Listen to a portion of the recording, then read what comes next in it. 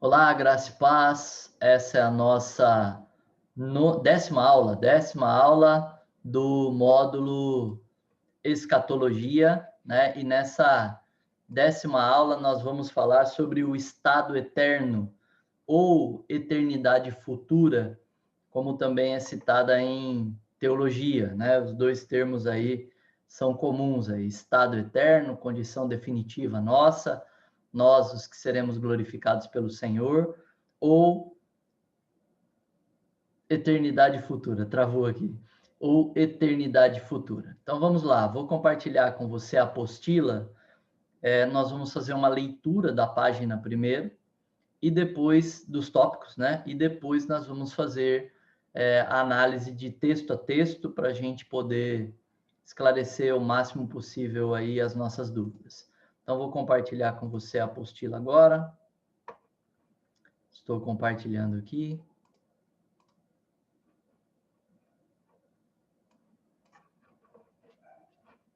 Nós estamos, na verdade, na última página da apostila.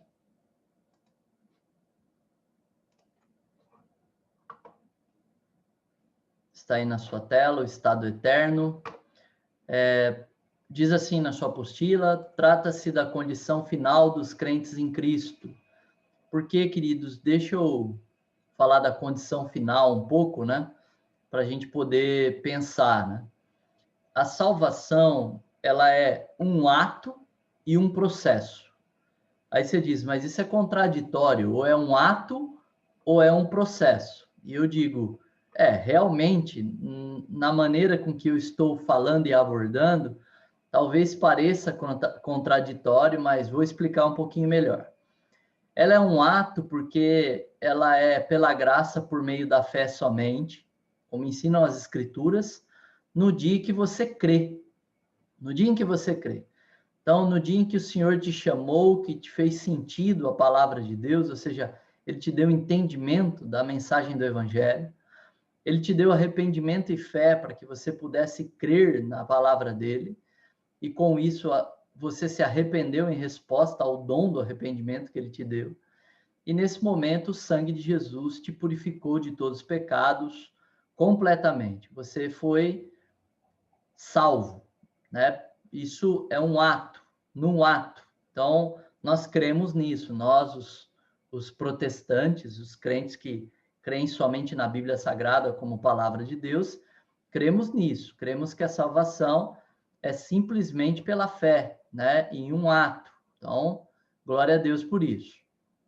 Agora, nós também cremos de que estamos sendo salvos do poder do pecado, porque apesar de salvos pela fé, nós ainda convivemos com o pecado, nós ainda pecamos, nós ainda temos um inimigo em nós, né? Parte desse inimigo chamado carne. Nós já estudamos isso, né? E os alunos que não estudaram vão ter o privilégio de estudar aí, vamos estudar juntos, né? Ou eu vou ter o privilégio de estudar juntos com vocês, na verdade.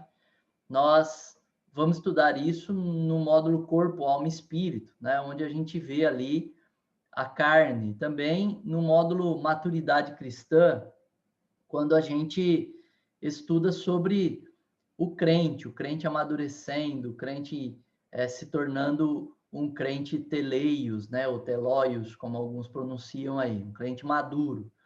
Mas nós sabemos que a nossa carne, essa restinho da natureza adâmica de Adão, milita contra o Espírito Santo dentro de nós, e por isso nós convivemos. Infelizmente, com frequência, tropeçamos nos pecados, né, em pecado, e com isso acabamos convivendo com essa natureza de Adão em nós, e nós estamos sendo libertos dela ainda no que tange ao nosso corpo. Nós aguardamos ainda a glorificação do nosso corpo, que faz parte da obra da salvação. A salvação começa em nós, salvando-nos pela graça por meio da fé, somente, né? Gosto disso. Não temos que fazer nada para que isso aconteça, obra nenhuma, a gente sabe disso. Falamos muito disso nesse curso. Porém, é um processo que se inicia ali de santificação da nossa alma, né, onde o Espírito Santo vai nos amadurecendo e nos guiando à imagem de Cristo, ainda que com essa natureza, a carne habitando em nós e militando contra ele é todo poderoso, é Deus, ele vai vencendo essa batalha e nos levando à maturidade. Porém, essa batalha só é completamente vencida no dia do arrebatamento, onde seremos glorificados, receberemos o nosso corpo glorificado. Ali, a nossa alma recebe a redenção completa, o resgate completo, porque essa natureza caída de Adão em nós, esse resto, é completamente extinto ali, destruído ali. Também o nosso corpo ele é redimido ali, só no dia do arrebatamento, no dia que receberemos a glorificação do corpo. Até lá, o nosso corpo não teve impacto nenhum da salvação. Teve em alguns, né, que foram libertos de vícios, que mudaram seus hábitos de vida, né, passaram a ser fiéis à esposa e pararam com hábitos irregulares sexuais, né, pecaminosos. Pessoas se casaram, né, e passaram a ter, né, marido, mulheres passaram a ter marido, homens passaram a ter mulheres, né, e vivendo uma vida santa, o leito sem mácula, como Pedro ensina, e com isso passaram a ter também uma vida melhor, né, e uma vida física melhor aí, sem sofrimentos sexuais e sem sofrimentos, né, libidinosos e físicos aí por vícios aí.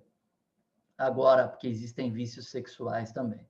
Agora, é bem verdade que o corpo continuou envelhecendo e acabou morrendo, né? Acaba morrendo, se o Senhor não voltar antes. Então, nós estamos nesse estado de salvação, né? Sendo salvos em nosso corpo, sendo salvos ainda a caminho da glorificação. Então, nesse ponto, sendo salvos, e no ponto de que é um ato, fomos salvos no dia em que cremos. Só para a gente poder entender aí, sendo salvos na sua plenitude, aguardando no Senhor a glorificação do nosso corpo. Então, após o corpo glorificado, o corpo assume uma condição final, né? Não vai mais envelhecer, morrer, a gente já falou disso. Porém, a nossa condição final como crentes ainda não é ali. A gente vai lá para o tribunal de Cristo, né? Somos arrebatados e vamos para o tribunal de Cristo, celebramos as bodas, descemos para a batalha do Armagedon, vivemos e trabalhamos com o Senhor em meio a homens mortais também no milênio, e passado o milênio se estabelece o juízo final, que nós já estudamos na aula passada, e então se entra na condição final dos crentes, né? Todos os crentes, agora todos com os corpos glorificados, todos venceram o pecado, todos venceram a morte, todos estão ali na condição glorificada, receberam novamente a glória de Deus. Lembra-se que antes de Cristo você era carente da glória de Deus, né? Porque todos pecaram e carecem da glória de Deus. Romanos 3:23, né? Nós éramos carentes, agora na condição final, nesse estado eterno, na eternidade futura, nós, os crentes, não carecemos mais da glória de Deus. Estamos vivendo a plenitude da glória de Deus em nós e com Ele. E viveremos com Ele para sempre, pelos séculos dos séculos, como a Bíblia diz, eternamente. Essa é a nossa condição final, esse é o resultado final da salvação, que o Senhor começou em nós antes da fundação do mundo, quando ele escreveu o livro da vida com o nome de cada um de nós, quando ele planejou a morte do seu Filho Jesus Cristo na cruz do Calvário em nosso favor, quando ele determinou tudo o que iria acontecer ao longo dos tempos, né? Ali o Senhor planejou a salvação. Quando ele planejou essa salvação, nós então, pela fé, lá na frente recebemos os benefícios desse plano, né? Eu recebi os benefícios desse plano eterno de Deus no ano de 1999, quando nele eu criei pela obra do Espírito Santo. Então, a partir dali, de 99 para cá, eu estou desfrutando das obras do Espírito Santo em mim. Você também, que creu nele, está desfrutando desde o dia que creu das obras do Espírito Santo em você. E só vamos desfrutar de forma plena, completa, no estado eterno. Aí sim, desfrutaremos de forma plena e completa, porque não haverá pecado, nem em nós, nem em nosso derredor, nem na terra em que habitaremos, nem em nada. Não haverá espírito maligno, não haverá demônios, não haverá Satanás, não haverá nada que não proceda do Senhor, que não seja santo, bom, perfeito. Então, essa é a condição que o Senhor tem prometido para mim e para você. Letrinha A da sua apostila diz assim: haverá grandes mudanças no céu e na terra. Veremos coisas que nunca imaginamos. Esse texto precisa trabalhar melhor. A cidade santa descerá do céu. Habitaremos com o Senhor para sempre. Todo tipo de sofrimento se extinguirá. A cidade santa é maravilhosa. Então, nós vamos ler esses textos e buscar entendê-los, e depois, no finzinho, a gente faz a leitura dessa citação de Olson News aqui, né? Olson News Lawrence, não sei pronunciar o nome dele direito, mas nós faremos essa citação, leremos essa citação no finalzinho, ok? Então, nós vamos agora para a Bíblia Sagrada e começar a ler essas referências, né? Sobre as grandes mudanças que haverão aí, né? Nos céus e na terra. Então, deixa eu deixar de compartilhar aqui com você. Vou compartilhar a Bíblia agora. Bíblia. Primeiro texto relacionado no tópico 1 lá que nós já lemos, está em Isaías 65.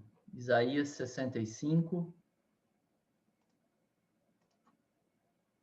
Versículo de número 17. Enquanto abre aqui, tomar um cafezinho.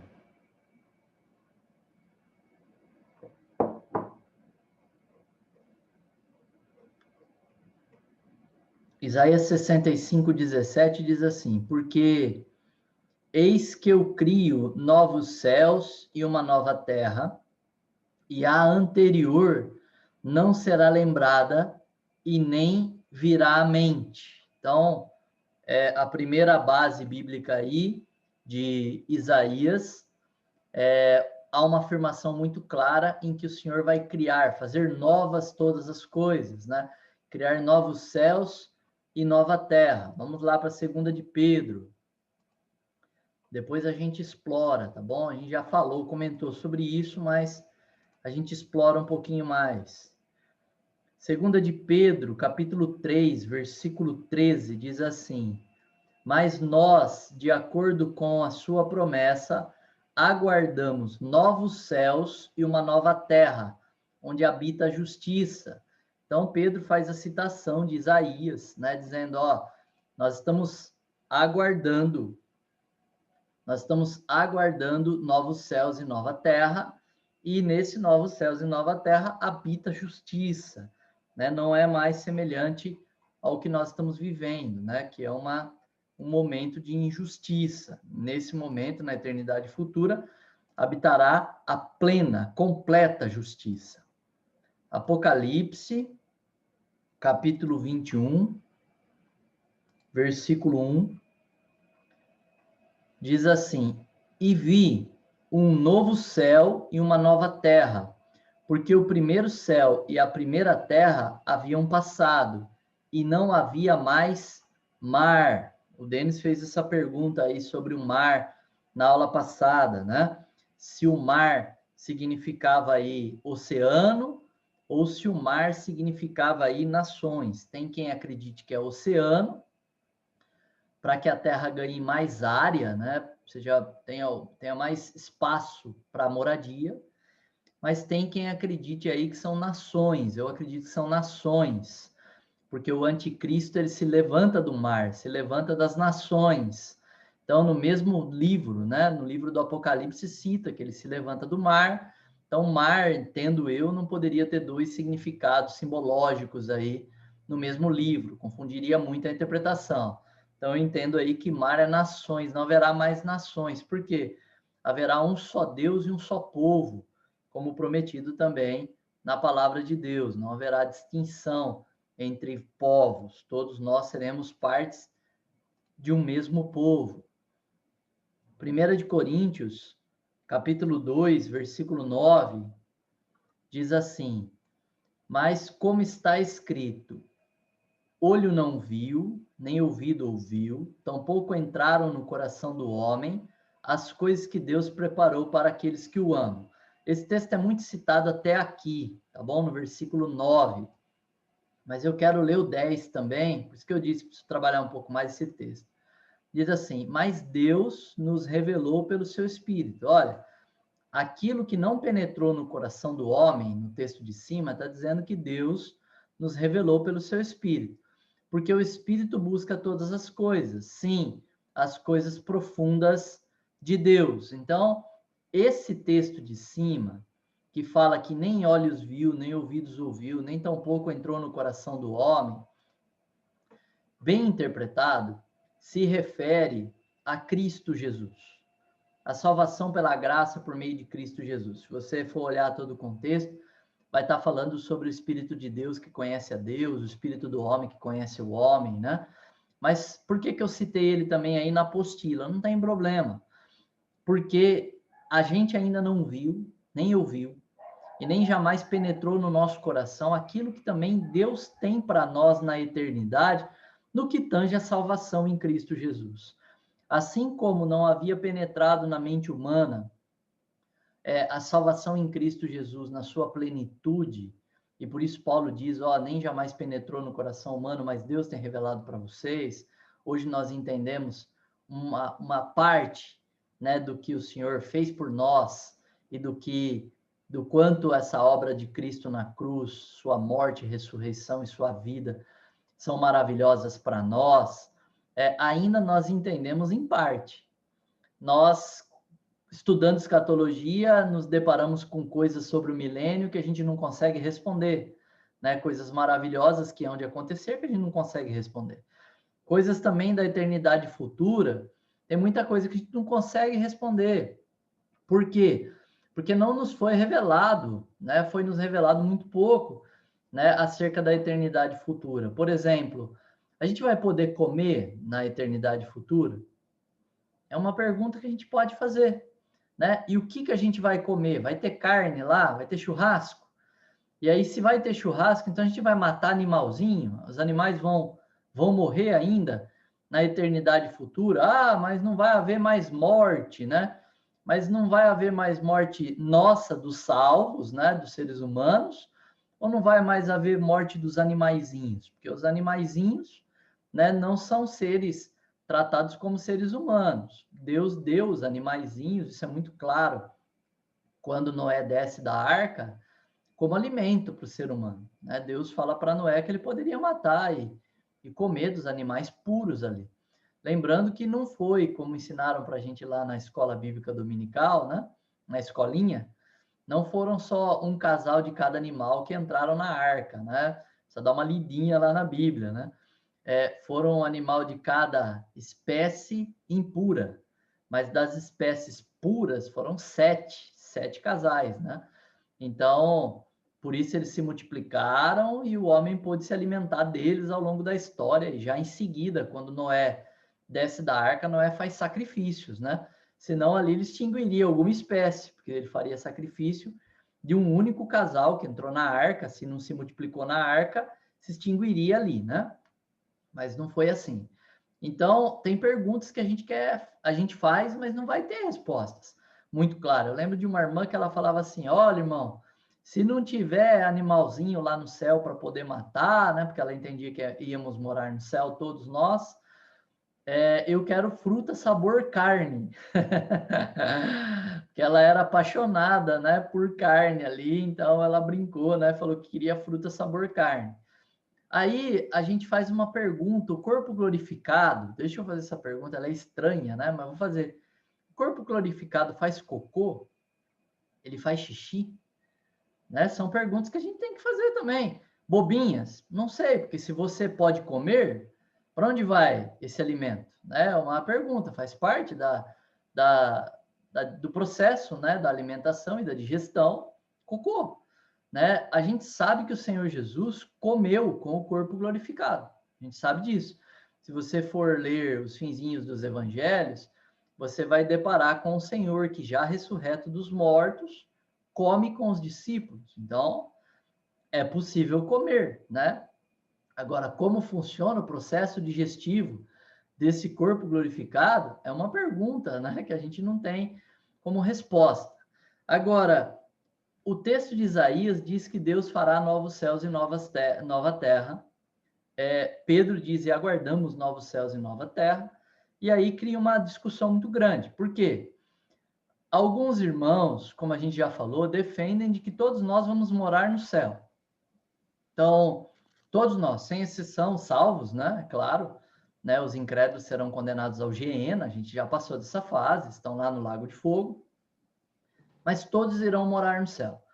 Outros acreditam que não, que Deus vai destruir essa terra com fogo, a gente já falou sobre isso, destruir mesmo, consumir ela, dissolver ela e fazer uma nova terra, que não é essa, e novos céus, que não são esses, e nós vamos morar lá.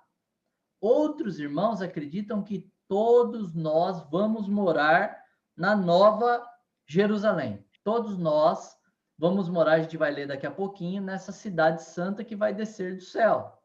Né? Alguns acreditam que ela vai descer do céu e vir até a terra, e todos nós vamos morar nela, e todos nós, ou melhor, né? Ou todos nós vamos morar nessa terra, outros irmãos acreditam, como eu, por exemplo, e também na Nova Jerusalém. Ou seja, a Nova Jerusalém desce, vem até essa terra, se ela pousa na terra ou fica nos ares, nós não sabemos, a Bíblia diz que estava descendo, eu concluo que ela desce, né, completamente. Mas é uma conclusão. E nós poderemos morar nessa terra. Por que eu digo que nós poderemos morar nessa terra e que essa profecia pode se referir a essa terra? Porque quando diz novos céus e nova terra, né, ou novos céus e novas terras, depende da versão aí, nova terra, desculpa, no singular, né? Diz respeito, pode dizer respeito a essa terra, mas feita como nova. Porque a Bíblia também diz que nós fomos feitos nova criatura quando cremos em Cristo. Mas ele não me fez sair desse corpo e ir para um outro. Ele não criou um novo corpo para eu habitar de imediato, mas me fez nova criatura. Não é isso que diz, 2 Coríntios 5,17? Né? Diz com clareza que ele nos fez nova criatura, sua nova criação, nos fez de novo, nos fez nascer de novo. Então, na linguagem bíblica, é possível sim fazer nascer de novo, ou melhor, gerar uma nova criatura, ainda que num corpo, no mesmo corpo, né? E sendo assim, Deus poderia, sem dúvida nenhuma, fazer uma nova terra na mesma terra, né? Para mim, que não acredito na terra jovem, né? Deixa eu falar desse conceito com vocês de forma muito sucinta, porque está lá, né, em um dos módulos, a gente estudou isso, acho que como estudar e interpretar a Bíblia mesmo, nós vamos estudar. Eu não acredito no conceito de terra jovem, eu sei, respeito quem crê, né? Quem crê também a gente de respeito, né? Nicodemos, por exemplo, crê no conceito de terra jovem. O que é o conceito de terra jovem? Que a narrativa de Gênesis trata da criação da terra e não da restauração de uma terra já existente. Eu não acredito que Gênesis trata da criação da terra. Eu acredito que o início de Gênesis trata da restauração de uma terra já existente. Por quê? Porque eu não acredito num Deus que criou uma terra sem forma e vazia de início. Eu acredito num Deus que criou uma terra perfeita de início, como cita a palavra de Deus em Isaías 45:18, quando Deus formou a terra, não a formou vazia, né? Muito claro. Então, essa terra, ela sofreu algo, a gente não sabe o que foi esse algo, que tornou a terra sem forma e vazia.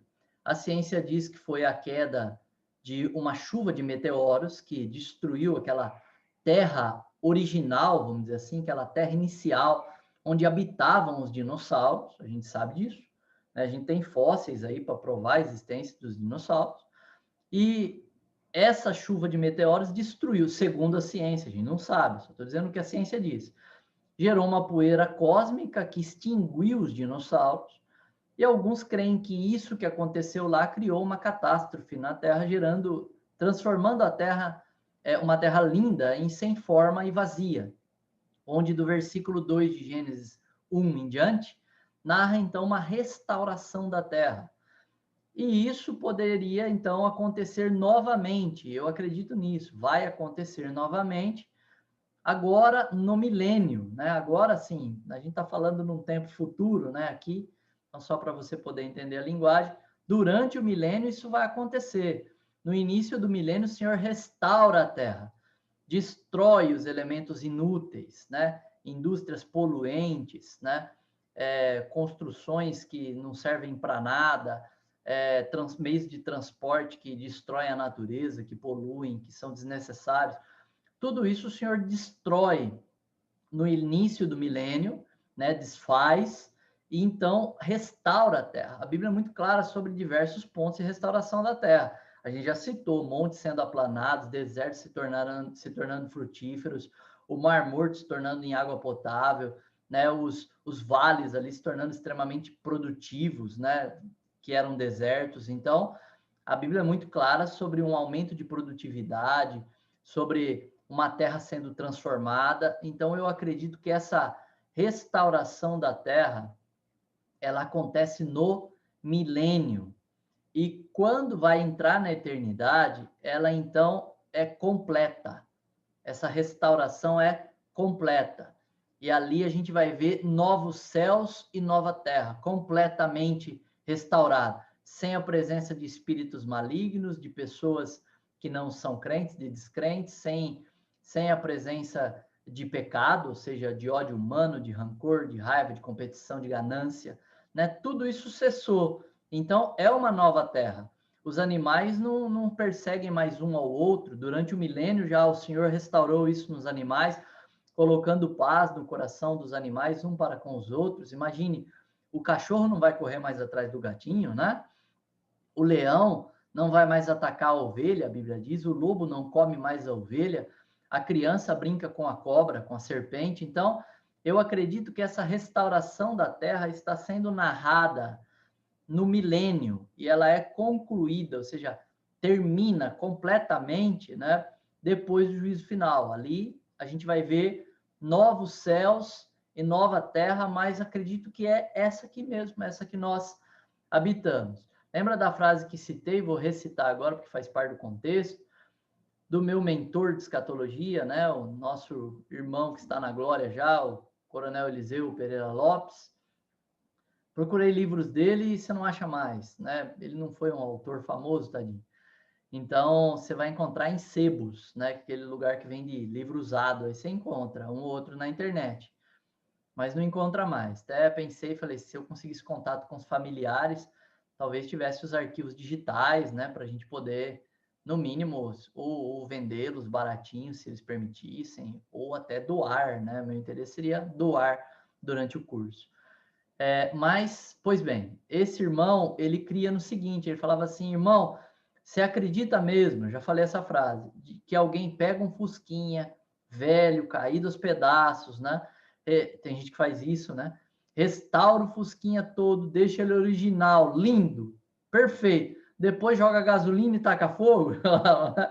Então, é meio ilógico, não tem por que o Senhor destruir a terra no final do milênio, sendo que ele restaurou a terra durante o milênio. Ela ficou linda, perfeita, em plena paz com os animais, produtiva, né? Maravilhosa. No reino do Senhor, sem dúvida nenhuma, ele vai extinguir tudo aquilo que a destrói, tudo aquilo que prejudica a natureza. Então, não tem lógica ele derreter tudo e fazer de novo.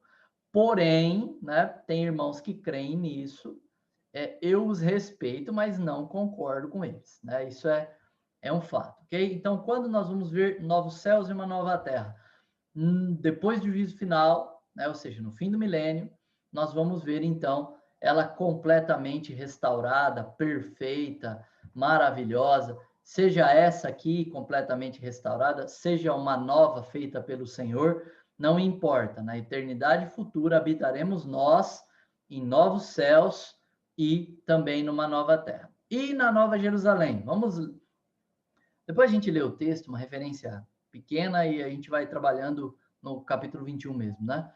Então, a Nova Jerusalém, ela é uma cidade maravilhosa, é uma cidade linda, uma cidade muito grande, porém, a Nova Jerusalém não tem necessidade de ser a nossa única habitação. A Bíblia diz, e veremos novos céus e nova terra, que veremos novos céus e nova terra. Então, para quê? Para fazer, ficar bonitinho lá, para a gente ficar vendo, né, da Nova Jerusalém, ó, que bonita a terra? Não, provavelmente porque habitaremos tanto na terra quanto na Nova Jerusalém. Quando eu digo isso, é nós, os crentes. Não entendo que todo ser humano vai habitar, todo salvo vai habitar na Nova Jerusalém, ou todo na terra, ou parte assim, parte acolá. Eu não sei como vai ser a organização da parte do Senhor, né? E eu a respeito completamente, ele é soberano, né? Mas creio piamente de que poderemos visitar o Senhor com frequência nessa cidade. Primeiro que o corpo glorificado, ele não tem limites físicos de transporte como o nosso hoje tem. Lembrando que o Senhor aparecia, por exemplo, com o corpo glorificado, passava a parede e aparecia para os discípulos, assim como horas antes, vamos dizer assim, a gente não sabe exatamente na narrativa bíblica, ele estava lá a caminho de Emaús, né, com outros discípulos. Então, o corpo glorificado não tem limitações de transporte como o nosso corpo físico tem. É uma coisa maluca de se pensar? Sim, mas a gente pode, por exemplo, falar assim, né? Vamos ilustrar, né? Eu estou aqui agora no Brasil, né, na minha casa, né, com o corpo glorificado, né, vamos dizer assim, mas eu consigo sair agora daqui e em instantes estar lá no Nova Jerusalém Celestial diante do Senhor, conversando com Ele. Então, é esse entendimento maluco, né, coisa estranha de se pensar, que nós podemos ter acerca do corpo glorificado sem problema nenhum. Analisando os evangelhos, a gente vai entender que esse deslocamento do Senhor era feito de uma forma extraordinária, como que por um milagre o tempo todo, né? Vivendo um milagre o tempo todo. Então, a descida da Nova Jerusalém é narrado em Apocalipse 21. Vou compartilhar com os irmãos aqui. Porque agora nós vamos ler algumas referências aí do capítulo 21 de Apocalipse. Apocalipse 21.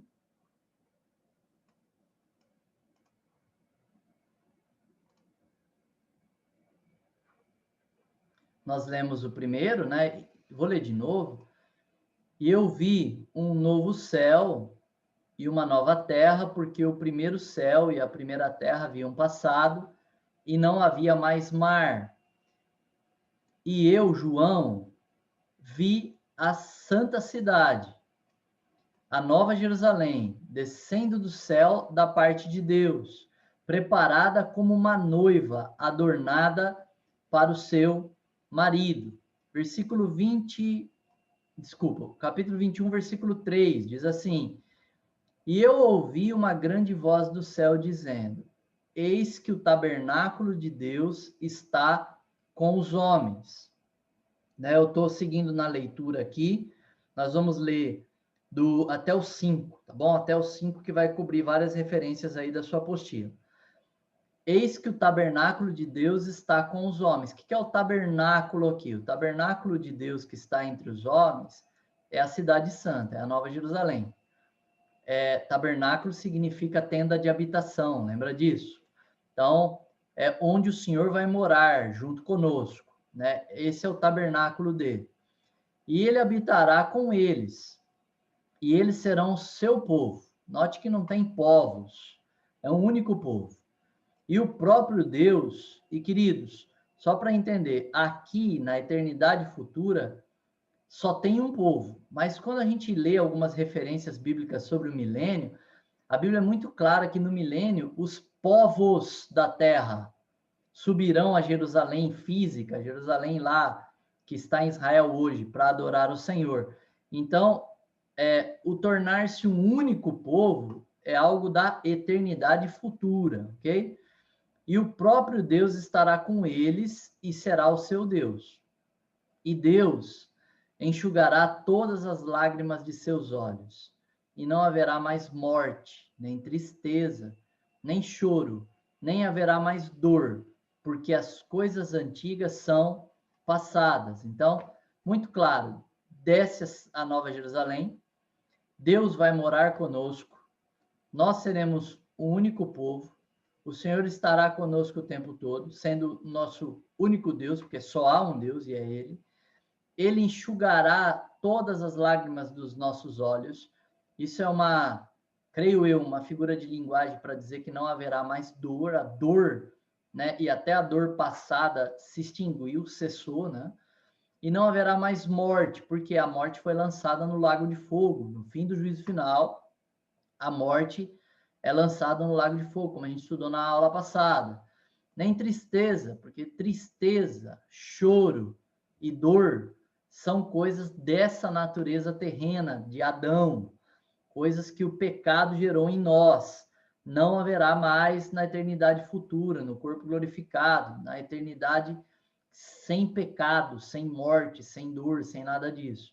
Porque as coisas antigas são passadas. Note, bem claro, coisas antigas, o que tem acontecido conosco hoje, morte, tristeza, choro e dor, são coisas desse presente momento. Mas lá na eternidade futura, são coisas antigas que se passaram. Louvado seja Deus por isso. E aquele que está sentado sobre o trono disse: Eis que faço novas todas as coisas. E ele disse-me: Escreve, porque estas palavras são verdadeiras e fiéis. Então, até aqui a gente viu com clareza de que o Senhor, de que vai descer a cidade santa, a Nova Jerusalém. Depois a gente vai ler um pouquinho mais sobre o Apocalipse 22, né? 21 em diante, né? Da onde a gente parou em diante, depois 22. Então, desce a Nova Jerusalém. Ela é chamada de o tabernáculo de Deus, ou seja, onde Deus vai habitar na terra com os homens durante toda a eternidade futura. Não há mais dor, tristeza, choro, qualquer tipo de sofrimento se extinguiu, porque as coisas velhas, as coisas do tempo que nós vivemos hoje, se passaram na eternidade futura. Se foram. Queridos, essa promessa, ela é extraordinária e maravilhosa. Nada nessa terra pode fazer com que você desvie a tua mente dessa promessa. Nada. Porque, por mais que você viva momentos bons, maravilhosos até, nessa terra, eles são passageiros. Eles não duram para sempre.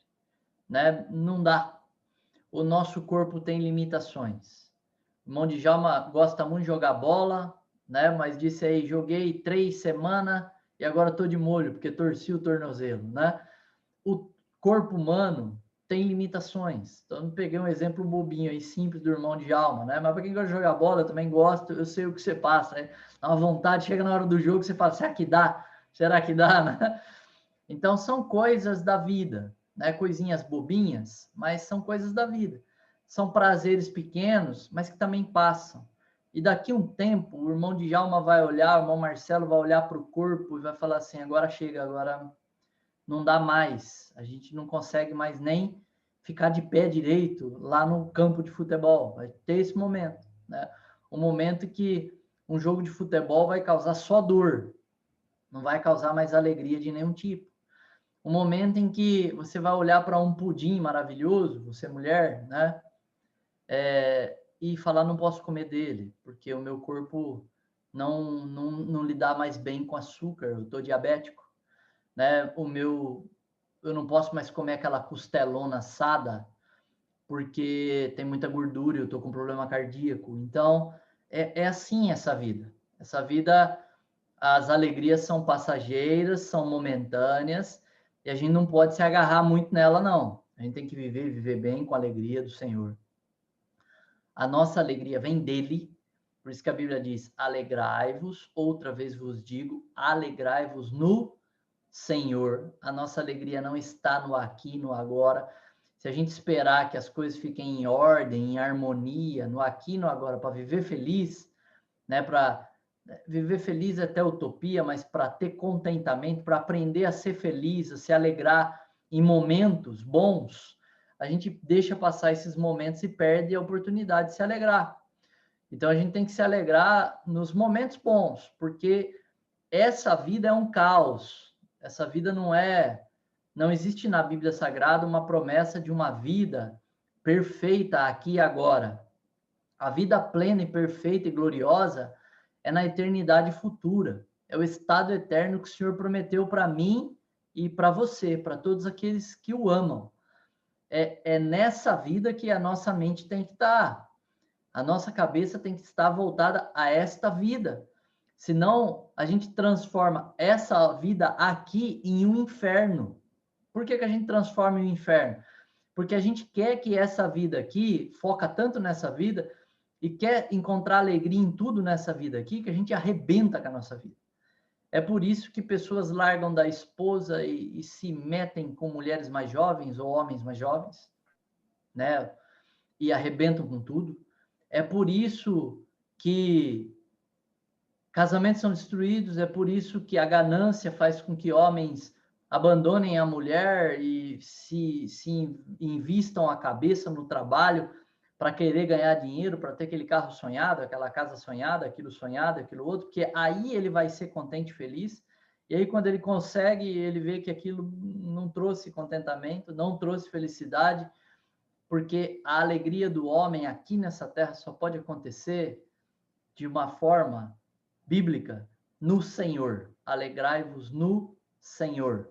O resto tudo é passageiro. Né? Você compra um liquidificador novo, ele é maravilhoso, ele bate, que é uma maravilha, né?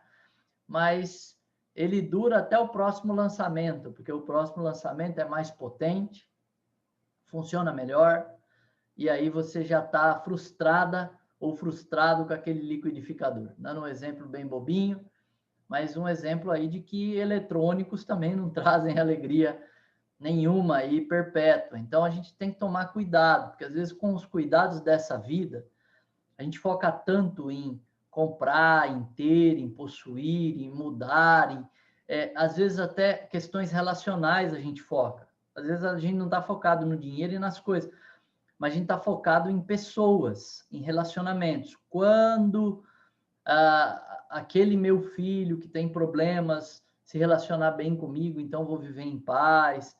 Quando eu conseguir encontrar a cura, a solução para essa doença que eu estou vivendo, para essa condição que eu estou vivendo, então vou viver em paz. Você não vai viver em paz nunca assim, porque essa vida, repito, ela é um caos.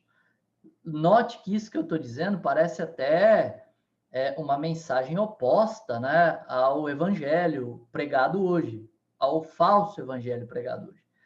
Porque o falso evangelho pregado hoje, né, eu até questiono uma música, né, que a gente cantava, né, um hino antigo que dizia assim: com Cristo no barco tudo vai muito bem e passa o temporal.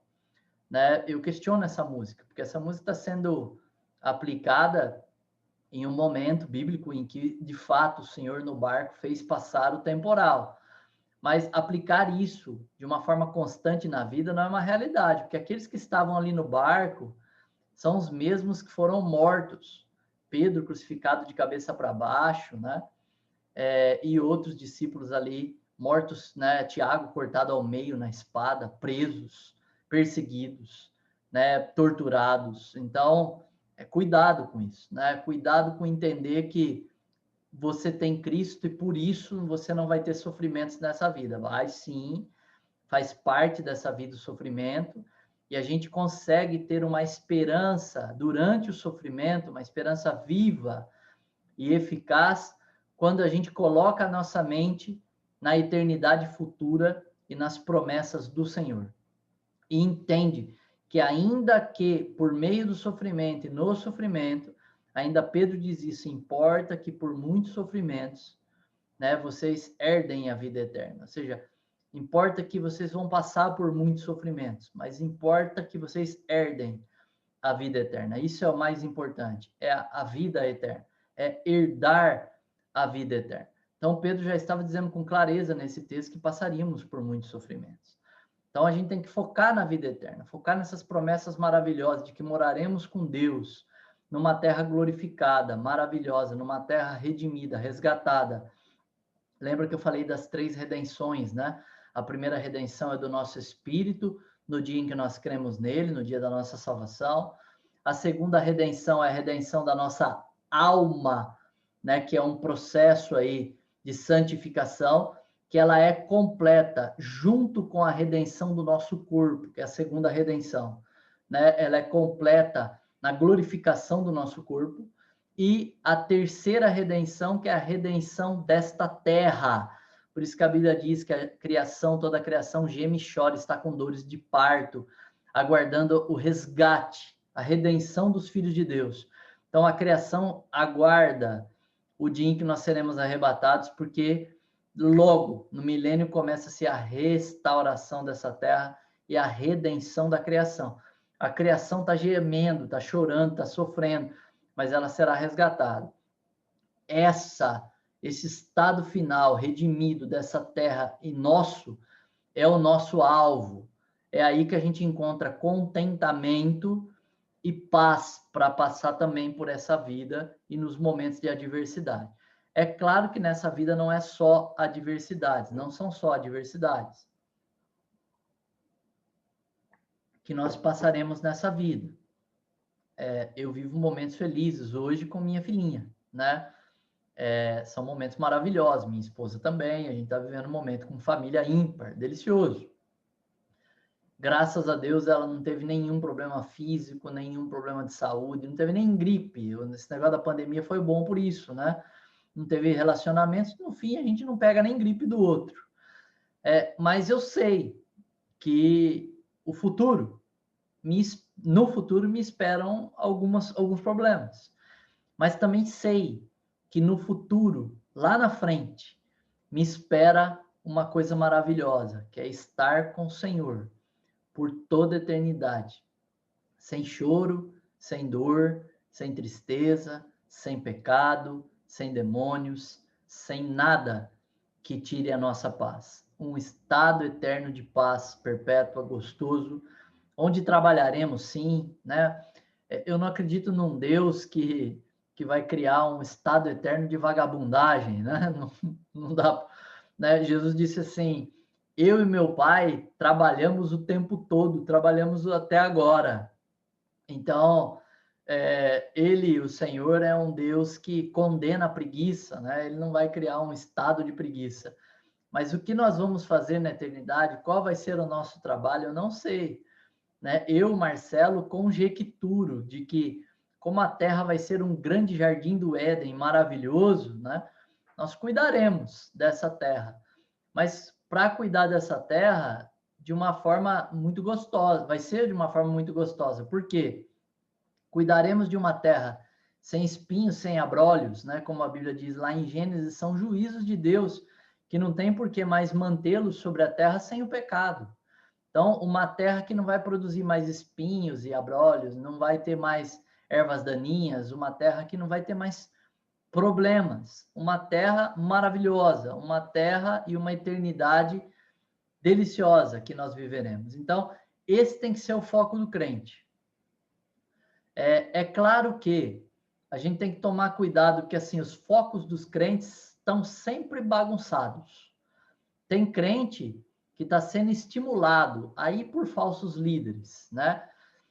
A viverem aqui e o agora, serem felizes aqui e no agora, ao ponto que eles ficam na igreja e não alcançam isso e caem fora, né? São crentes como os demônios são, como Tiago diz, não nasceram de novo, não foram resgatados por Deus, não foram salvos, na verdade, caem fora. Esses dias eu ouvi falar de uma mulher, né, que era líder na igreja, né, pastora, algo que não creio existir, mas ela era, né, segundo aquela igreja dela, deixou, né, ali a sua igreja para se tornar mulher da vida. Imagine isso, né? Se tornar ali, fazer fotos, né, sensuais, né, coisas assim. Então, imagine, né, que maluquice é essa? Mas por quê? Porque Porque são pessoas que aprenderam, por meio de falsos mestres, a concentrarem no aqui e no agora. E como dentro da igreja evangélica ela não encontrou alegria, né, no aqui e no agora, os métodos não trouxeram felicidade para ela, ela foi atrás, é a porca lavada, lembra de eu já ter falado isso para os irmãos, né? Ela já foi atrás da lama, de se escrafunchar na lama. Também a gente vai encontrar muita gente fazendo isso, né? Homens que eram pais de família, que estavam na igreja, mas que abandonaram a igreja, abandonaram a família, se envolveram com outras mulheres, arrebentaram com tudo, em busca da tal da felicidade. Por quê? Porque estão focados no aqui e no agora. Mas isso é diabólico, né? Isso é diabólico, porque Jesus diz: tome cuidado com os cuidados dessa vida. Eles tomam o seu coração e te afastam de mim. Vamos parafrasear assim, né? Então, quando ele contou sobre a parábola do semeador e depois explicou cada uma das sementes que caíam ali em terrenos não férteis ali, né? Não germinavam, melhor dizendo. Assim também tem alguns irmãos que focam no céu, que vão morar no céu. E com isso mutilam a teologia bíblica. Se esquecem da tribulação, se esquecem do milênio, se esquecem da eternidade futura e acabam focando só em uma vida no céu, né? E prega-se muito isso, canta-se muito isso, né? Se esquecem da palavra de Deus como um todo. Isso também é perigoso. Por quê? Porque tem promessas maravilhosas para o milênio. A restauração da terra é algo maravilhoso. A restauração, o resgate da criação é uma promessa de Deus, é algo maravilhoso que tem que se cumprir, né? Que vai se cumprir. Então, não podemos também pensar no céu como um ato de fuga, né? Tem muitos crentes que querem fugir dos problemas aqui. São crentes covardes, que não querem enfrentar os problemas dessa terra. Nós temos o Senhor conosco e contamos com Ele, e nós podemos sim enfrentar os problemas que passamos. Não estou dizendo que não vamos ter problemas, estou dizendo vamos enfrentar os problemas com o Senhor, pela graça de Deus, e passar por cada um deles, ainda que alguns deles durem por toda a nossa vida. A gente pode ter, por exemplo, uma doença que não tenha como curar, e a gente tem que conviver com ela, com os sintomas dela, tratando ela para viver o melhor possível durante toda a vida. Mas não adianta a gente querer fugir dessa vida, né? Também não é bíblico querer fugir dessa vida. Nenhum dos discípulos queriam fugir dessa vida. Pelo contrário, a Bíblia deixa bem claro que o apóstolo Paulo, ele tinha um apreço enorme em querer morar com o Senhor, estar com o Senhor, ao mesmo tempo que ele gostava de estar com os irmãos no aqui, na terra. Ele gostava das duas coisas. Ele disse: olha, eu me sinto apertado, dividido, porque eu quero estar com o Senhor, mas também acho útil e proveitoso, eu gosto de estar aqui com os irmãos. Então a gente tem que fazer desta vida, né? E como isso? Em comunhão com Deus. Não tem outro jeito, não tem regrinha. Não tem dizendo assim, ó, faz isso, obedece aquilo, toma essa atitude, dá esse dinheiro na igreja, faz... Isso tudo é religião, tudo é método, tudo tem alguma intenção maligna por trás. A Bíblia ensina a gente viver com Deus, andar com Deus como Enoque, viver em comunhão com Deus, para que a gente viva nessa terra uma vida boa, uma vida justa, uma vida santa, uma vida em que a gente vai enfrentar os problemas, não vai querer ficar fugindo dos problemas, querer a morte para fugir dos problemas.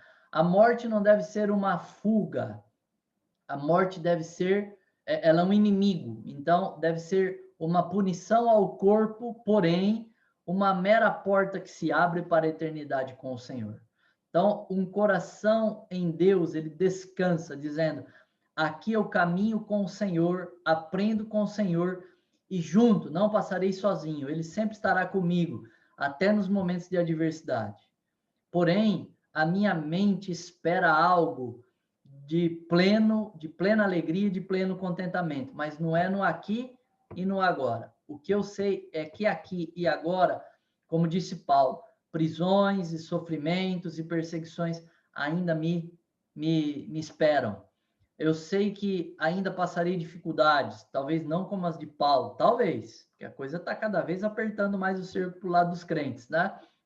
Então, talvez não como as de Paulo, mas nós passaremos problemas, mas a nossa mente tem que estar lá, na eternidade futura, onde de fato a terra vai ser glorificada, maravilhosa, não haverá pecado, não haverá dor, não haverá demônios, não haverá diabo, não haverá pecador, não haverá homem mau, não haverá choro, dor, não haverá sofrimento. Haverá uma vida plena, uma vida maravilhosa que tem me aguardado e tem aguardado você para a glória de Deus Pai. Então, creia nisso e foque nisso.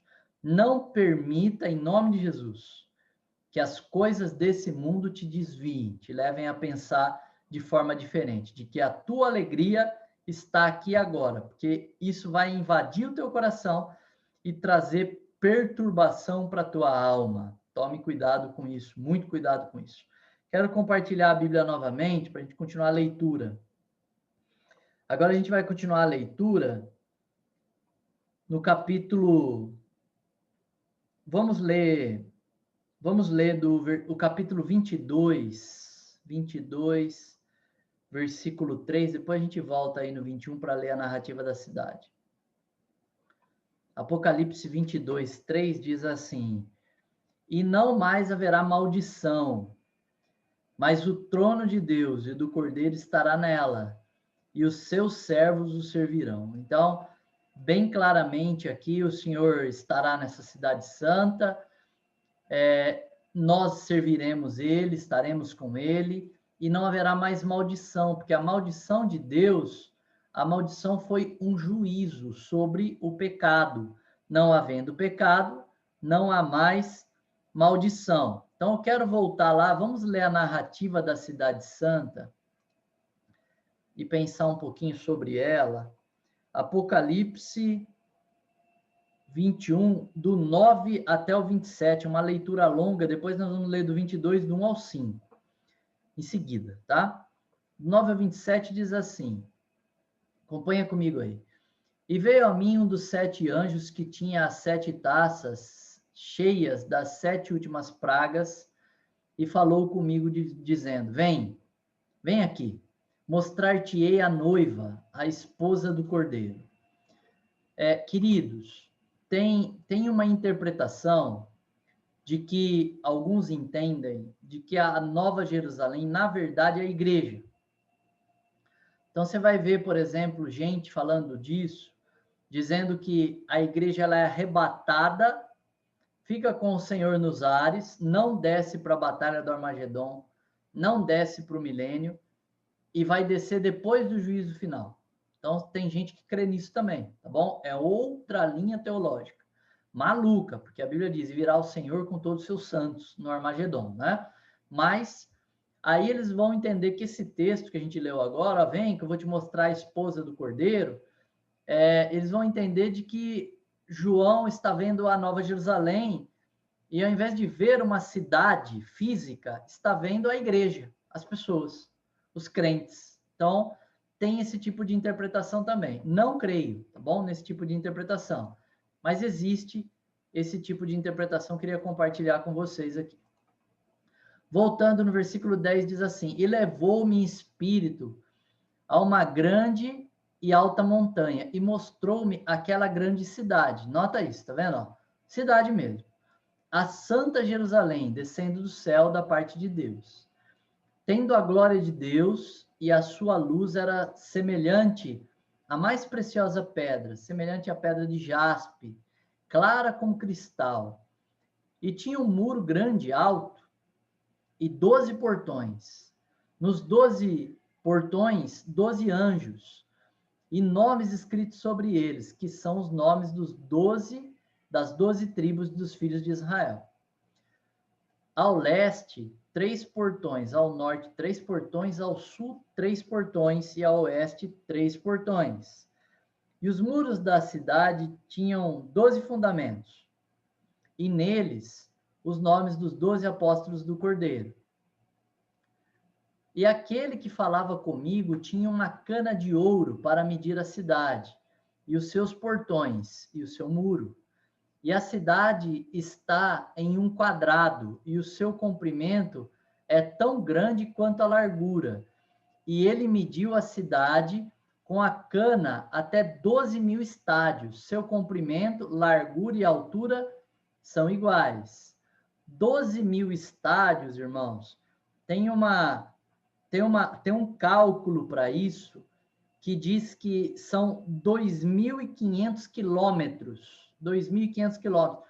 Só para os irmãos terem uma noção de distância, de Americana, que é onde eu estou falando, até a Bahia, tem 1.000 quilômetros. De Americana a Bahia, 1.000 quilômetros.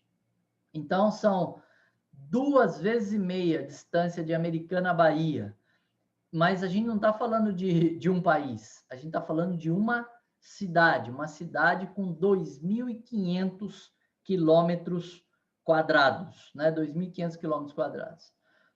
Ele mediu o seu muro de 144 côvados, de acordo com a medida de um homem, porque um côvado é de acordo com a medida de um homem, do braço de um homem, né? O antebraço de um homem, de 45 a 50 centímetros. Isto é, de um anjo, porque homem, né, varão, né, os anjos se manifestaram várias vezes como a aparência de um homem. E a construção do seu muro era de jaspe e a cidade era de ouro puro, semelhante ao vidro límpido. E os fundamentos do muro da cidade estavam decorados de todo tipo de pedras preciosas. Lembre-se que fundamento é alicerce, tá bom? Então, aqui, o termo estar decorado quer dizer que está lá no pé do muro, enterrado lá, né? O fundamento. O primeiro fundamento era jaspe, o segundo de safiro, o terceiro de calcedônia, o quarto esmeralda, o quinto sardônica, o sexto sárdio, o sétimo crisólito, o oitavo berilo, o nono topázio, o décimo crisópraso, o 11º jacinto, do 10º ametista. E os 12 portões eram 12 pérolas. Cada respectivo portão era de uma pérola. E a rua da cidade era de ouro puro, como se fosse vidro transparente. Eu não vi nela templo, porque o Senhor Deus Todo-Poderoso e o Cordeiro são o templo dela. Ou seja, não tem necessidade de ter templo para irmos lá adorar a Deus. O próprio Deus está presente nessa cidade, em forma corpórea, aí, né? O Cordeiro, o Senhor Jesus aí, de forma corpórea. E a cidade não tem necessidade de sol, nem de lua, para que nela brilhem, porque a glória de Deus a iluminou e o Cordeiro é a sua luz. E as nações daqueles que são salvos andarão na sua luz, e os reis da terra trazem-lhe a sua glória e honra. E os seus portões nunca serão fechados de dia, porque ali não haverá noite. E a ela trarão a glória e a honra das nações. E não entrará nela coisa alguma que contamine, nem o que quer que pratique abominação, ou crie mentira, mas só os que estão escritos no livro da vida do Cordeiro. Então, claramente uma narrativa de uma cidade maravilhosa em sua construção, maravilhosa, né? Imagine, ruas de ouro, alicerces de pedras preciosas, muro extremamente alto, bonito, com portas maravilhosas, adornadas de pedras preciosas. Mas, assim, Deus valoriza essas coisas? A resposta simples é não. Deus não valoriza essas coisas. Se ele valorizasse, ele não diria: não ajuntem para ti tesouros na terra, onde o ladrão rouba, a traça e o ferrugem consomem. Né? Deus não diria que uma alma, um salvo, vale mais do que o mundo inteiro. Então, Deus não valoriza essas coisas. Então, a gente pode interpretar essa narrativa de uma forma também diferente. A gente pode olhar para essa cidade e interpretar da seguinte forma: aquilo que o homem valoriza, Deus coloca no alicerce. O alicerce é visível ou fica invisível? Invisível, enterrado. Pedras preciosas em um alicerce dariam um belo de um alicerce? Sem dúvida. São incorruptíveis, né? Durariam por toda a eternidade. Esse alicerce duraria por toda a eternidade. Porém, aquilo que o homem valoriza está escondido. Aí você diz, mas as ruas são de ouro. É verdade. E geralmente você faz o que com rua? Você pisa em cima, né? E as ruas, ao longo da história humana, foram feitas com que tipo de material? O material mais barato. Viável, é claro, que dure, que seja durável, mas barato. Né? A gente faz as ruas de asfalto hoje.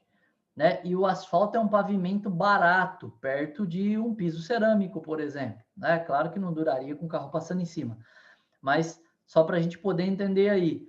Então, Deus pode estar nos dando uma comunicação diferente da comunicação que o homem que valoriza essas coisas entende. Ele pode estar dizendo, aquilo que você valoriza eu enterro, aquilo que você valoriza tanto, ouro, lá na Cidade Santa eu ponho no asfalto, né? Eu coloco para a gente andar em cima, para a gente pisar em cima. Porque o que Deus de fato valoriza é o Senhor Jesus, isso primeiro, né? Porque dele, por ele, para ele são todas as coisas, ele é o centro de todas as coisas, tudo é para a glória dele, né? E outra coisa que o Senhor sempre valorizou é relacionar-se conosco. Deus gosta disso. Não dá para explicar, porque Deus não precisa disso, mas Deus gosta de relacionamento. Deus gosta de relacionar-se. Isso fica muito claro na narrativa de Gênesis, né? Deus indo toda a viração de dia lá, bater um papo e relacionar-se com Adão. Então, a gente pode interpretar que cidade maravilhosa, toda feita de coisas preciosas, né? Isso é uma verdade? Sim, a narrativa bíblica diz isso e eu creio nisso. Porém, também a gente pode interpretar, não é porque Deus valoriza essas coisas, mas sim porque Deus quer mostrar para nós que o nosso verdadeiro valor, a nossa verdadeira confiança deve estar em morar com Ele por toda a eternidade nessa cidade maravilhosa e não nessas coisas que compõem a cidade no aqui e no agora. Ainda essas coisas, se a gente disser, que maravilhoso, que cidade maravilhosa, bonita, composta de pedras preciosas, ainda assim a gente deve reservar o nosso coração para o Senhor e não nos apegar a essas coisas aqui, porque até essas coisas teremos em extrema abundância lá na eternidade futura, mas não terá valor nenhum, não tem para quem vender. Não adianta você querer cavucar o asfalto da cidade, pegar um pedaço de ouro para vender para alguém. Não tem mais valor, né? Aquilo que tinha valor aqui, né? Não tem mais valor nenhum lá no céu. Não dá para negociar com ninguém. A gente não precisa mais de negociações, a gente não precisa mais de dinheiro, a gente não precisa de mais nada disso. Então, eu entendo que a composição dessa cidade é para que ela seja maravilhosa, suntuosa, porque é a cidade de Deus, é para a glória do nome dele. Porém, nada daquilo dá para se trocar em espécie e fazer valer dinheiro, né? Não tem mais valor. É como se alguém te desse um monte de dinheiro e colocasse você numa ilha deserta e falasse para você, se vira aí, compra um barco, compra comida, se vira, não estou deixando você sem dinheiro, estou deixando aqui 2 milhões para você e abandono você numa ilha deserta. Vamos criar essa ilustração, né? Grande coisa, daqui a pouco você está atacando fogo naquele dinheiro para poder assar algum passarinho que você conseguiu pegar, né? Porque não vale nada o dinheiro, não tem com quem negociar, está sozinho, né? Esquecido ali. Você não vai estar sozinho e nem esquecido. Eu só criei essa relação de que as coisas que aqui têm valor, lá não tem valor para nós. Não vira dinheiro, não vale mais nada, né? É só a beleza estética mesmo para a glória do Senhor e a gente poder passear e andar e talvez morar também com o Senhor nessa cidade. Apocalipse, capítulo 22, aí é o último texto que a gente vai ler. Opa, Primeiro tem que compartilhar a tela.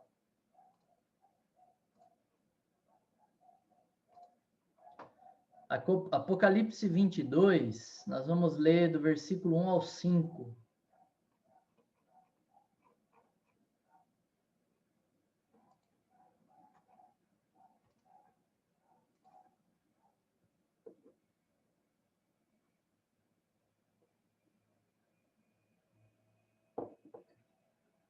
Diz assim a palavra de Deus.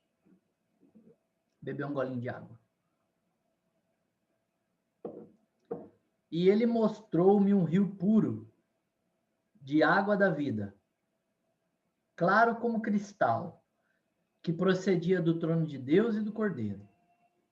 No meio da sua rua, e em cada lado do rio, havia a árvore da vida, produzindo 12 tipos de frutos, e dava o seu fruto todo mês, e as folhas da árvore eram para a cura das nações. E não mais haverá maldição, mas o trono de Deus e do Cordeiro estará nela, e os seus servos o servirão. E eles verão a sua face, e o seu nome estará nas suas testas.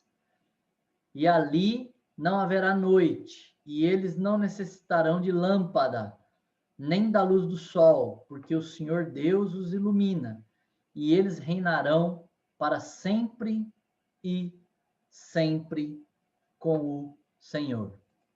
Amém, queridos? Então, terminamos a nossa leitura bíblica, né? Falando a respeito dessa última leitura, tem alguns pontos ali bem difíceis de entender, como, por exemplo, o que quer dizer o texto quando diz que as árvores produzirão ali folhas que são para a cura das nações. Que cura é essa se não tem mais doença? Né? Alguns perguntam. Outros dizem, que nações são essas se agora somos uma única nação? É que na narrativa bíblica, João, entendo eu, João está vendo a cidade santa e a promessa de Deus do resultado daquela cidade nas nações. Então, o que vai curar todas as nações? Lembrando que João está vendo isso, né, em quase 2000 anos atrás do nosso tempo. Então, o que João está vendo? João está vendo de que o estado eterno é a cura das nações. Que nações? As nações que João conhecia naquele seu tempo. Então, ele está dizendo, é essa obra de Deus, essa redenção de Deus, que nos levará ao estado eterno, lá ao futuro, que vai curar todas as nações, que vai fazer com que todos os reis da terra se voltem a um único rei, o Senhor nosso Deus. Então, eu entendo que é essa interpretação que a gente tem que fazer, né? Porque em outras narrativas vai dizer bem claro de que haverá um só povo, um só Deus. Então, não há reis, e não há povos, e não há nações. Também na narrativa anterior diz, e não haverá mais dor, não haverá mais doença, não haverá mais sofrimento. Então, se não haverá mais nada disso, não precisa de cura, porque não há dor, não há problema, não há doença. Então, está se referindo à solução futura das nações. Quando? No estado eterno, na eternidade futura. Ok, queridos? Então, eu quero ler para vocês a narrativa, né? A citação de Onson, que está lá na sua apostila. Eu quero compartilhar a tela aqui, vou ler com vocês e depois abro para perguntas e a gente conclui essa aula e última aula de escatologia, ok? Então, eu vou lá na sua apostila, vou compartilhar a tela e eu vou chamar um pouquinho mais no Zoom aqui.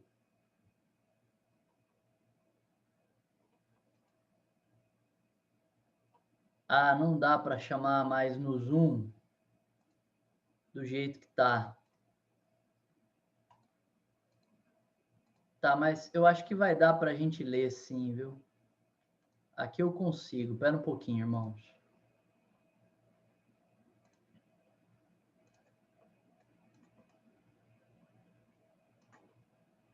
Não vai dar muito certo, não. Deixa eu visualizar aqui. Tela cheia. Não dá certo. Mas tudo bem, dá para a gente ler. Deixa eu compartilhar a tela de novo. Eu vou ler. Qualquer coisa está na sua apostila, porque a letrinha está menor. Qualquer coisa está aí na sua apostila. Você consegue acompanhar aí da sua apostila. Então, deixa eu colocar aqui.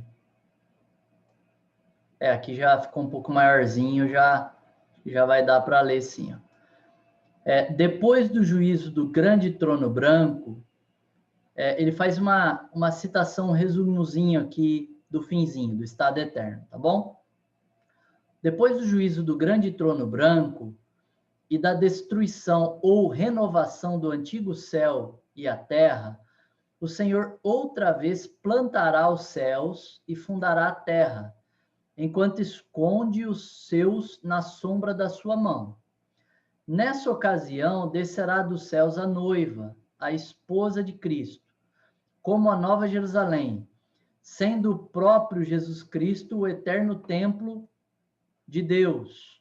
Quem preparou esta cidade foi Jesus. A cidade será quadrangular, sendo suas dimensões cerca de 2.500 quilômetros de comprimento e dimensões idênticas de altura e de largura, como um cubo, tá bom, irmãos? Como um cubo, aquele quadradinho mágico que a gente usava antigamente, como um cubo. Se fosse dividida em ruas, haveria lugar para 8 milhões de suas ruas de 2.500 quilômetros de comprimento cada uma. 8 milhões de ruas com 2.500 quilômetros de comprimento em cada uma. Em comparação com esta cidade celestial, a maior cidade do mundo seria como uma insignificante aldeia rural. Se o espaço do mesmo fosse dividido em lotes para residências, haveria um lote para cada pessoa que nasceu nesse mundo em todos os tempos. As ruas serão transparentes e totalmente limpas. Nessa cidade não haverá noite, nem precisam eles de luz de candeia, né, de lamparina aqui, nem luz do sol, porque o Senhor Deus brilhará sobre eles e reinarão pelos séculos dos séculos. Que lar glorioso para a residência dos fiéis do Senhor. Então, esse irmão faz esse comentário, né? Ele cita várias referências bíblicas aí que depois você pode acompanhar aí na sua Bíblia, né? Acho que também a gente só não leu dessas referências que ele cita aí. A gente só não leu, acho que o texto de Efésios que ele cita aí. O resto dos textos nós lemos todos eles. Mas você depois pode acompanhar, se você quiser, essas referências também, tá bom? Lembrando que esse irmão, pela citação do início, dá para você entender que na mente dele, a Nova Jerusalém é a igreja, e não a cidade santa. Como Nova Jerusalém, ele diz. Né? Porém, ele também trata a cidade como cidade mesmo, falando da amplitude dela e tudo mais, né? E por isso eu coloquei essa citação aí, que eu achei bem interessante, né? A divisão que ele faz aí, o cálculo que ele faz das dimensões da cidade. Repito, é uma cidadezinha pequenininha que tem como comprimento daqui na Bahia 2,5 vezes, vai, volta, né? E vai metade. Então, praticamente é uma cidade, né? Imagino eu, do tamanho do Brasil, né? Vamos pensar assim. Só que quadrada, né? Não, o Brasil não é quadrado, né? Então seria um quadradão enorme, né? Essa cidade aí, com uma altura enorme também, né? Na mesma altura, ela é um cubo, mesma largura, mesma profundidade, mesma altura, né? Então, comprimento, largura e altura, as mesmas medidas, um cubo. Porque cubo, queridos, na visão grega da época, era uma medida perfeita. Uma figura geométrica perfeita era um cubo. Por quê? Porque tem as mesmas medidas. É perfeita na visão grega da época. Para nós hoje, né, nós preferimos o triângulo, né? O triângulo é uma figura bem forte, por isso que coberturas de casa são feitas em formatos de triângulo, né? Treliças que suportam carga são feitas em formatos de triângulo. mas para a época, cubo era o símbolo da forma geométrica perfeita, vamos dizer assim, ok? Só para os irmãos poderem entender. Então, ela é uma cidade em formas geométricas perfeita. E cabe muita gente, porque 2.500 quilômetros de largura, de altura, de profundidade, de tudo mais, né? Cabem muitas pessoas. Porém, não só tem a cidade para se morar, essa enorme cidade. Também se tem a terra restaurada e glorificada, refeita por Deus, novos céus e nova terra, para se morar. Tem gente que diz assim, mas por que Deus teve que restaurar os céus? Porque lembra-se que na narrativa final do juízo de Deus, os poderes celestiais são abalados, lembra disso? A gente estudou sobre isso, né? O sol, ele abrasa os homens, as estrelas caem. Então, há um caos aí na Terra, há um caos no sistema solar, né? Há um caos aí nos céus. Por isso que também tem que ser restaurado para o milênio, né? Para o início do milênio, também tem que tudo isso ser restaurado, ok? Restaurado. Então, queridos, concluo aqui a nossa 10ª e última aula do módulo Escatologia e vou abrir agora para perguntas.